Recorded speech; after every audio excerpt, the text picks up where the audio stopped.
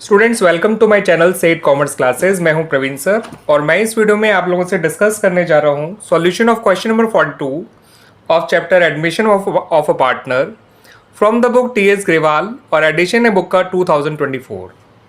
ये question number 42 कुछ इस तरह से है बच्चों कि आपसे कहा गया है pass entries in the firm's journal for the following on admission of a partner. आपको कुछ पॉइंट्स दे रखे हैं और आपको इन पॉइंट से रिलेटेड जर्नल एंट्रीज पास करनी है। ये सारी एंट्रीज रिलेटेड है रिवॉल्यूशन अकाउंट से बच्चों। तो पहला पॉइंट कुछ इस तरह से है, अनरिकॉर्डेड इन्वेस्टमेंट और ₹20,000 आर टू बी अकाउंटेड। यानी कि इनकी बुक्स में पहले इन्वेस्टमेंट रिकॉर्ड नहीं कर रखी थी इन लोगों ने ₹20,000 की, अब उसे रिकॉर्ड करना है। इन्वेस्टमेंट एक एसेट है जिसको अब रिकॉर्ड किया जाएगा, यानी एसेट बिजनेस की इंक्रीज हो रही है और एसेट का बढ़ना फ़ायदे की बात होती है। फ़ायदे से रिवॉल्यूशन क्रेडिट होता है और इन्वेस्टमेंट जो है वो एक एसेट है और एसेट बढ़ने से डेबिट हुआ करती है। तो इन्वेस्टमेंट एक एसेट है, एसेट बढ़ने से डेबिट हुआ करती है और इन्वेस्टमेंट का बढ़ना फ़ायदे की बात है और फ़ायदे से रिवॉल्यूशन क्रेडिट हुआ करता है। तो एंट्री बन गई बच्चों, investment account debit to revaluation account ₹20,000। Clear बच्चों, ये है आपका पहले पॉइंट की एंट्री। सेकेंड पॉइंट देख लेते हैं हम। सेकेंड पॉइंट में कहा गया है बच्चों,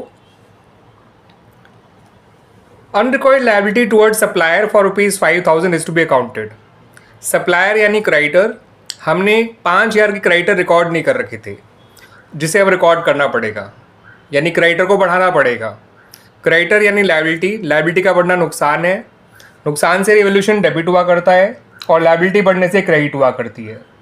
तो रिवॉल्यूशन अकाउंट आपका डेबिट हो जाएगा क्योंकि ये नुकसान की बात है और लायबिलिटी बढ़ने से क्रेडिट होती है। तो यहाँ पे लिखेंगे revaluation account debit to sundry creditors account. तो बच्चों सप्लायर यानी क्रेडिटर्स, ये ध्यान रखिएगा बच्चों, और अमाउंट डाल दीजिए 5,000।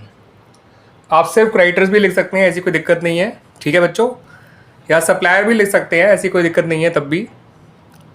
थर्ड पॉइंट पे आ जाते हैं बच्चों, an item of ₹1,600 included in sundry creditors is not likely to be claimed and hence should be return back.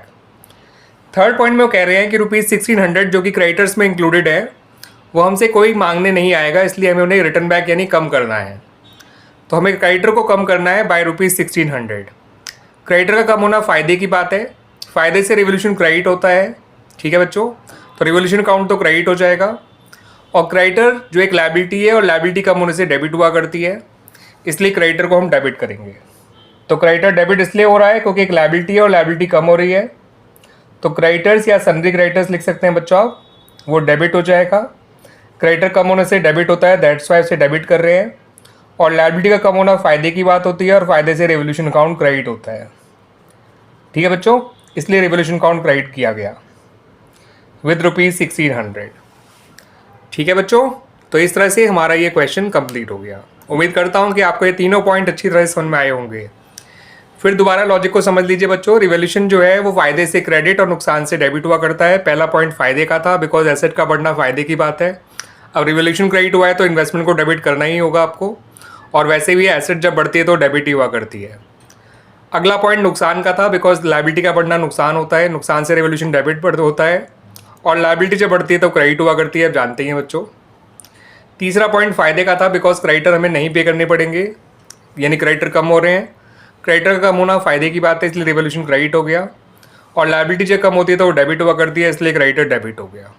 ठीक है बच्चों।